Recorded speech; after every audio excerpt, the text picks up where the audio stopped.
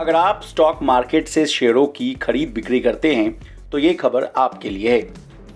कल market regulator SEBI की 203वीं बैठक थी। इस बैठक में कई बड़े फैसले लिए गए। इन फैसलों की वजह से बहुत जल्द आपको नई और खास सुविधा का फायदा मिल सकता है।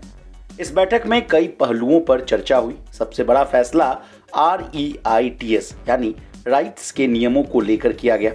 इसके अलावा इस बैठक में सोशल स्टॉक एक्सचेंज के नियमों को भी आसान किया गया है। हालांकि सेबी ने डिलिस्टिंग के नियमों में बदलाव पर कोई फैसला नहीं लिया।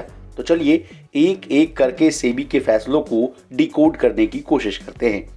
देश में मार्च 2024 तक T+0 सिस्टम यानी शेयरों को उसी दिन सेटलमेंट करने की व्यवस्था लागू हो सकती है।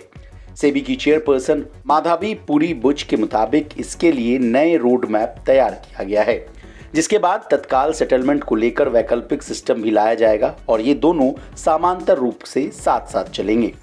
इसके अलावा IPO बाजार में भीड़ पर सेबी चेयरपर्सन ने कहा कि रिटेल निवेशकों को इस होड़ से बचने और सतर्क रहने की जरूरत है। IPO के दौरान कंपनी की वैल्यूएशन निकालने का तरीका परफेक्ट नहीं होता है।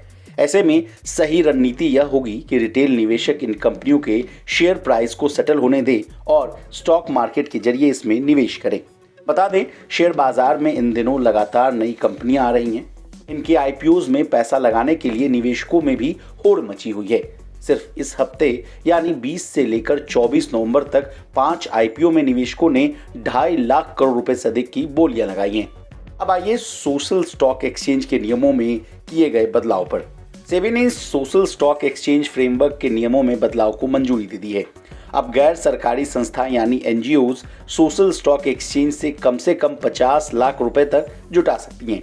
पहले ये सीमा 1 करोड़ रुपए थी। निवेशकों के लिए नए नियम और भी आसान किए गए हैं। अब सोशल स्टॉक एक्सचेंज के जरिए निवेश की सीमा को 2 लाख से घटाकर 10,000 रुपए कर दिया गया है। बता दें, सोशल स्टॉक एक्सचेंज की शुरुआत NGOs और दान देने वालों को एक दूसरे के करीब लाने और दान में पारदर्शिता बढ़ाने के लिए किया गया है।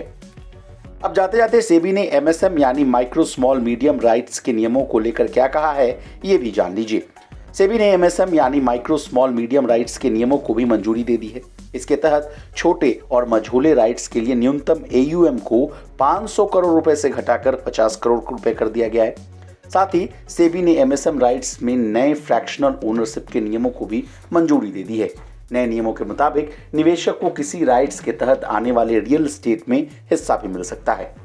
बता दें, इस बैठक में सेबी ने डिलिस्टिंग के नियमों में बदलाव पर कोई फैसला नहीं लिया है। ये मुद्दा काफी वक्त से सेबी के एजेंडे में था। बीते अगस्त में रेगुलेटर ने इस पर सुझाव लेने के लिए कंसल्टेशन पेपर भी जारी किया था। इस कंसल्टेशन में ही ज्यादातर सुझाव फिक्स्ड प्राइस मैकेनिज्म पर आए थे। सेबी डिलिस्टिंग के नियमों में क्यों बदलाव करना चाहती है, ये भी जान लीजिए। सेबी डिलिस्टिंग के दौरान शेयरों की कीमतों को लेकर किसी भी तरह की गड़बड़ी को रोकना चाहती है। सेबी को पिछले दिनों कुछ मामलों में इस तरह की गड़बड़ी का संदेह था। हालांकि फिक्स्ड प्राइस मैकेनिज्म का ऑप्शन मौजूदा रिवर्स बुक बिल्डिंग के विरुद्ध है। अब इस मसले पर चर्चा सेबी की अगली किसी बैठक में होने की संभावना है। ब्यूरो रिपोर्ट, बिस्तर।